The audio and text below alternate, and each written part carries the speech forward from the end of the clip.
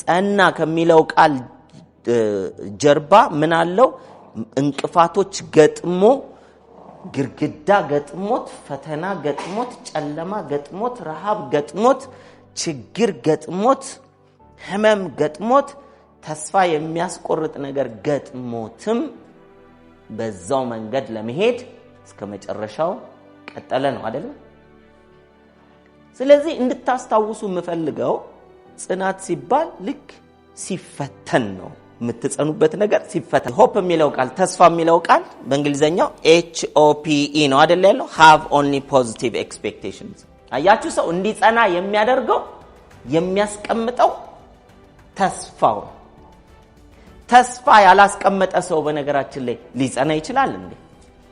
ለምሳሌ ከቤተሰባችሁ ጋር በፍቅር የመኖር ፍላጎት አይደል ፍላጎት ሁሉም አለ በፍቅር የመኖር ግብ ያላችሁ ሰዎች አላችሁ ራሳችሁን ፈትኑልኝ ከቤተሰቤ ጋር በፍቅር የመኖር ግብ ከቤተሰቤ ጋር ነው በፍቅር የመኖር ግብ ካላስቀመጥኩ በመሐከል ከወንድሜ ጋር ከእህቴ ጋር ግጭት ሲገጥመኝ ከእናት ከአባት ጋር አለመስማማት ሲገጥመኝ ተስፋ ስለማላደርግ መልካም ነገር ስለማልጠብቅ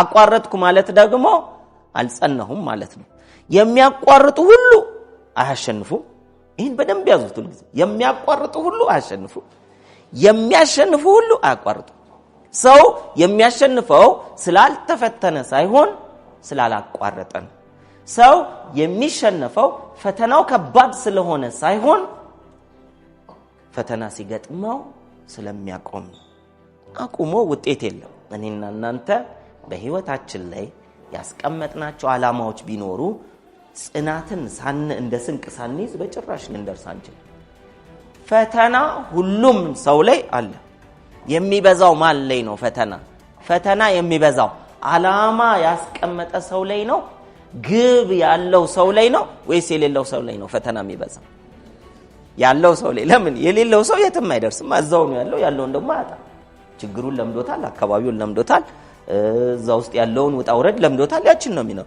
ዓላማ ስታስቀምጡ ግን ካለው ቦታ ከፍ ልትሉን ከፍ ለማለት ምን አለው ወደማታውቁት ቦታ ነው የምትሄዱት ማለት ነው ካለን ፍቅር ከፍ ለማለት ካለን ገቢ ከፍ ለማለት ምንድነው ምን ጨምረው ያለኝን ባህሪ ላይ ላሻሽል ነው ማለት ነው ፈቃደኛ ናችሁ ወይ በተፈተናችሁ ሰዓት አትችልም አትረባም አንተ ከንቱ ነህ የሚል ሐሳብ ከውስጣችሁ ባይዘው ከውጭ የሚመጣ ድምጽ ችግር የለውም ከውስጥ የሚመጣ ድምጽ ግን ዝም ካልነው አጥንት ያወጣል መጨረሻ ላይ ድሮም እኮ ብላችሁ ትተውታላችሁ እናንተ ግን አበድ ብላችሁ በእንደዚህ አይነት ጠንካራ ሐሳብ ከያዛችሁት ዓላማን እኮ መያዝ ነው ባይዘው ጠንካራ ሐሳብ ስንል ሐሳብን ለመያዝ እንደዚህ ትግል ይጠይቃል ፈቃድ ነው አይደል የሚጠይቀው እምቢ ማለት ይጠይቃል እምቢ እኮ ማለት የፈቃድ ያክል ቀላል የሚገርመኝ ውጤት ነው የያዛችሁት ሐሳብ አይነት ውጤት ነው የምታገኙት የያዛችሁት ገንዘብ አይነት አይደለም የያዛችሁት ዕውቀት አይነት አይደለም የያዛችሁት ዘመድ አይነት አይደለም የያዛችሁት ስልጣን አይነት አይደለም የያዛችሁት ሐሳብ አይነት ውጤት ነው የምታገኙት ዛሬ ምን ፈተና አለባችሁ ምን የሚያሳስባችሁ ነገር አለ ተፈተንኩ የምትሉበትን ነገር ያዙና ያ ፈተና አልፎ የምትደርሱበት ዓላማ እሱ ዓላማ ጋር ደርሼ ለሰዎች እናገራለሁ እኔ በዛ ውስጥ ነው የምኖረው የሚሄደውም ለዛ ነው አልተወውም የሚል አቋም ፈቃድ ከያዛችሁ አለቀ እርግጠኛ ስትሆኑ የሚገርማችሁ ትልልቅ የሚመስሉ ተራራዎች በፊታችሁ ትንን ብለው መንገዱን ያለፋችሁ ትሄዳላችሁ በሰዓቱ አስቸጋሪነቱ እንቅድም እንዳልኳችሁ ነው አስቸጋሪነቱ ሲረበን ከሆድ ይልቅ ትልቁ መከራ ያለው የት ነው ጭንቅላት ላይ ምሳውን መብላት መግዛት ባትችሉ በምሳ ሰዓት ካለ መብላቱ በላይ ስንት ምሳዎች እኮ ሌላ ጊዜ አሳልፈን አሞን እኮ አልበላም ብለናል ሆዴን ቆረጠኝ ስለዚህ አልበላም ምሳ አልበላም ቁርስ አልበላም ብለናል አሁን ግን ልክ ገንዘብ ሳይኖር ሲሆን ጭንቅላት ማሰብ በቃ እኔ አልረባም ማለት ነው ገንዘብ የለኝም ማለት እስከመቼ ነው በዚህ አይነት ችግር ውስጥ ምኖረው ብሎ የማይረቡ ውሳኔዎችን ይወሰን ለጊዜው እየጾምኩ ነው አትልም በጽናት የምትፈልጉበት ቦታ እስክትደርሱ ድረስ ፈተናዎቹ ሲመጡ ከፈተናዎቻችን ይልቅ አይናችን ምን ላይ ይሁን የመጨረሻው ውጤት ላይ ፈተናውን ዞር አታድርጉ ፈተናውን የሚያሳልፍ እይታ ከፈተናው በኋላ ያለውን ሽልማት እዩት የምታዩት ሽልማት አለ ወይ that's called dream goal vision purpose የሚባለው እኮ ይሄ ነው ሰው ህልም ከሌለው ዓላማ ከሌለው ግብ ከሌለው ምን እያየ ይለፍ? ፈተናው ምን ያሳልፈው? ከችግራችሁ መውጣት ትፈልጋላችሁ? አዎ መፍትሄው በፈጣሪ ዘንድ አለ። መጽናት ግን መቀበያ ዘዴያችን። የት አለ ጽናታችሁ? በምንድን ነው መጀመሪያ የምንጸነው? በሐሳብ የምንጸነው መጀመሪያ በሐሳብ። ለምን? ሐሳብ ቁስ ስለሚሆን። ስለዚህ የመጀመሪያው ጽናት በሐሳብ። ዛሬ የተማርነው ትምህርት ትንሽ ልትሆን ትችላለች፣ ችግር የለውም።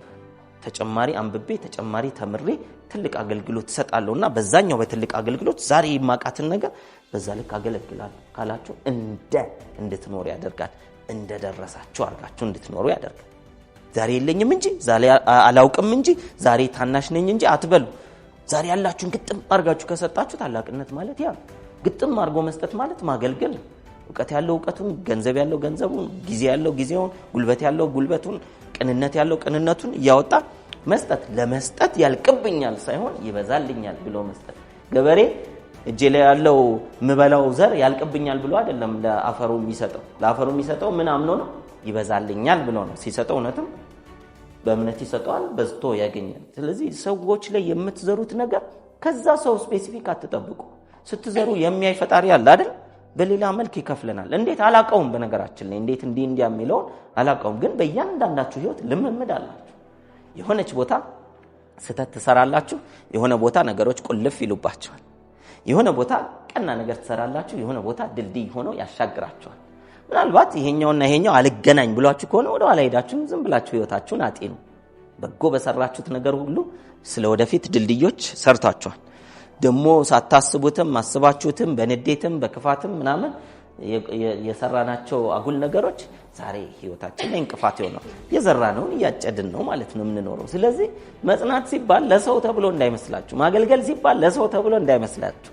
ሳገለግል እኔ ጋር የሚያድገው የእችላለሁ ስሜት ነው። ሳገለግል እኔ ጋር የሚሰጠኝ ድልድይ ነው፣ መሻገሪያ ነው። ሳገለግል የኔ ዕውቀት እየጨመረ ይመጣል። በሐሳብ መጽናት የመጀመሪያው ነው። አንድን ነገር ማመን የሚያስፈልገው እስክናገኘው። ዛሬ የያዛችኋቸውን ሞባይሎች ሊሆን ይችላል፣ ዛሬ በንብረትነት የያዛችኋቸውን በቤት ውስጥ በሌላም በስራ መልኩ በልብስ በሌላም መልኩ በፊት ህልሞቻችሁ የነበሩ ነገሮች ያሳካችኋቸው አሉ ወይስ የሉ? አሁን የያዛችሁትና ያሳካችሁትን ነገር እመኑት ብላችሁ ትክክል ነው። ኦሬዲ በእጃችሁ ነው አይደል? እስክታሳኩት ድረስ ነው ማመን የሚያስፈልገው። ካሳካችሁት በኋላማ ምን ይሆናል? ፕሩፍ ይሆናል አይደል? እምነት ለተረጋገጠ ነገር ሳይሆን ገና ላልተረጋገጠ ነገር የእርግጠኝነት ስሜት መስጠት ሲሆን በእጃችሁ ላለ ነገር ይሄ ስልክ ያንተ ነው እመን ብለው አሁን ምን ይለኛል? ያማል እንዴ ነው ነው ለምን አምናለሁ ይለኛል ነው። እስክታገኙ ድረስ እንደምታገኙ የእርግጠኝነት ስሜት መፍጠር። ለዚህ ነው you have to face it till you make it። እስክታገኘው እስክታሳካው ድረስ ማመን ይጠይቃል። እምነትን የያዘ መጽናት ይችላል። እምነት በፈቃድ ነው የሚያዘው። በነገራችን ላይ ለማመን የሚያዝል ነገር አለ ነው። ከባድ ነው ለማመን እኮ የምርጫ ጉዳይ። አንድ ሰው ሲክደኝ ቁጭ ብዬ ከሱ ሰው ጋር ተነጋግሬ ለወደፊት ተማምነን እንድንኖር ማድረግ እችላለሁ የሚለውን ሐሳብ ለመያዝ ትግል አይደለም የሚጠይቀው፣ ውሳኔ ነው። ውሳኔ ደግሞ የትላንትን ውጤት ከማየት መውጣት አለብን። የነገን ከተራራው አልፌ ልደርስ የምችልበት ቦታ። ጽናት ማለት በቀጣይነት እያደጉ ለመሄድ ነው እንጂ ጽናት ማለት አንድ ቦታ ላይ ሳያድጉ ሳይለወጡ ለመቆም ጽናት አያስፈልግም። ጽናት እንቅስቃሴ ይፈልጋል፣ ለውጥ ይፈልጋል። ስለዚህ ወደዚህ ሌቭል እቺን ዳገቷን መውጣት ምን ይባላል? ጽናት ይባላል። ዳገቱን የምንወጣው መጀመሪያ የመጨረሻውን በሐሳብ ይዘን የመጨረሻው የት መድረስ ትፈልጋላችሁ? በቤተሰብ ህይወት የት መድረስ ትፈልጋላችሁ? በጤናችሁ የት መድረስ ትፈልጋላችሁ? ለዛ ሰውነታችሁ ዛሬ ያለመደው እንደ እጅ ጽሁፍ ቅድም ስንቀይር ግራ እንደገባን የማይመቸው አዲስ ልምምድ ያስፈልገናል።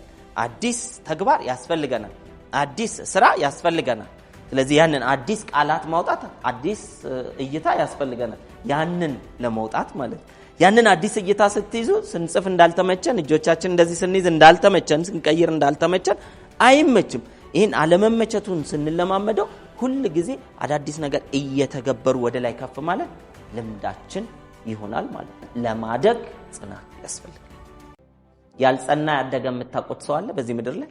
እገሌ ስኬታማ ነው ወይም ትልቅ እድገት አምጥቷል በትምህርት ሊሆን ይችላል በእውቀት ሊሆን ይችላል በተለያየ ሰዎችን በመርዳት ሊሆን ይችላል ምን አድርጎ ነው ያንን ሰው የምታደንቁት ስለጸና ነው አይደል እዛ ጋር የደረሰው ያለፉት መከራ ሁሉም ያሳካን ሰው ብታዩ በተለያየ መልኩ ውጤት ያገኘን ሰው ከጀርባው የከፈለው ምን አለ ዋጋ አለ ብዙ በሮችን ማንኳኳት በብዙ ሰዎች መጣል በብዙ ሰዎች መገፋት መራብ መታሰር መሰደድ ምናምን ድረስ ሊሆን ይችላል እና ዋጋ የምትከፍሉለት እንዲህ አይነት ነገር ከሌለ አይ ባክቶ አሁንማ ደበረኝ ልቶ አሁንማ አመመኝ ልቶ አሁንማ ሰዎች ራሱ አጥላሉ ልቶ የምትሉ ከሆነ አንዳች ይህ ነው የሚባል ቫልዩ ያለው ነገር ልናሳካ አንችልም ዝግጁ ናችሁ ወይ የምትፈልጉት ቦታ ለመድረስ የሚመጣባችሁን ሐሜት የሚመጣባችሁን ረሃብ የሚመጣባችሁን ጥማት የሚመጣባችሁን በሰዎች መገፋት ሁሉ አልፌ ያንን ብላችሁ የምታዩት አለ ወይ ምን ዋጋ ልትከፍሉለት ዝግጁ ናችሁ እኔ እኮ አንዳንድ ጊዜ የሰው ልጅ መለወጥ ይፈልጋል ምን ይዛሃል ሲባል አንደኛ የያዘው ግልጽ ነገር የለም መለወጥ ግን ይፈልጋል እና ላንተ ስራ ፈቶ መጥቶ እንደዚህ እፍፍ ብሎ ንጹህ ፍላጎትን አውጥቶ አስቀምጦልህ ፈጣሪ ራሱ እንደሱ አይሰራም እንደሱማ ካደረገ የኛ ስራ ምንድነው አሻንጉሊት ነን ማለት ፐርሲስተንስ ለማደግ ጽናት ለማደግ ያስፈልጋል ለጽናት ደግሞ መሰረቱ ምንድነው በሐሳብ ነው ምንጸናው እኔ እንዲህ አይነት ቦታ የምደርስ እንዲህ የምሰራ እንዲህ የማገለግል ሰው ነኝ ወይ ሞት የምትሉት ማለት አይ ወይ ሞት እንኳን አይደለም ሞክርና ካልሆነ ልቶ የሚል ሰው ትዳር ሞክሬ ልቶ ትምህርት ሞክሬ ልቶ ንግድ ሞክሬ ካልሆነ ልቶ የምትሉ ከሆነ ለምን ትሞክራላችሁ ለምን ፈተና በመንገድ ላይ ይመጣል አይቀርም ፈተና ሲመጣ ልቶ ብሎ መጀመር ማለት ሞኝነት ነው ጊዜን ማባከን ነው ስለዚህ ፈተና ሲመጣም የምትቀጥሉትን የውስጥ ደስታ ለዚህ ነው ስኬታማ ለመሆን ከፈለክ you should enjoy the journey ይባላል መንገዱን ልትወደው ይገባል ስለዚህ የምትወዱትን ደስ የሚላችሁን የሚያረካችሁን ለሌሎች የሚጠቅም ብላችሁ የምታስቡትን ነገር ያዙ ቢያንስ ስትፈተኑ የምትወዱት ነገር ላይ መሆናችሁ ባካፕ ይሆናችኋል ምንድነው የሚያስደስታችሁ ምንድነው ብታመሹለት ብታረፍዱለት ምግብ ሳክሪፋይ ብታደርጉለት ከቤተሰብ ብትርቁለት እውነትም ዋጋ ላለው ነገር ሰራው የምትሉት ምንድነው የህይወት ዓላማ የስጋዊ ነገር ብቻ አታድርጉ ወደ ፈጣሪም የሚያቀርባችሁ ቢያንስ መንፈሳዊ የሆነ ነገርም እየሰራው ነው እንድትሉ የሚያደርጋችሁ ምንድነው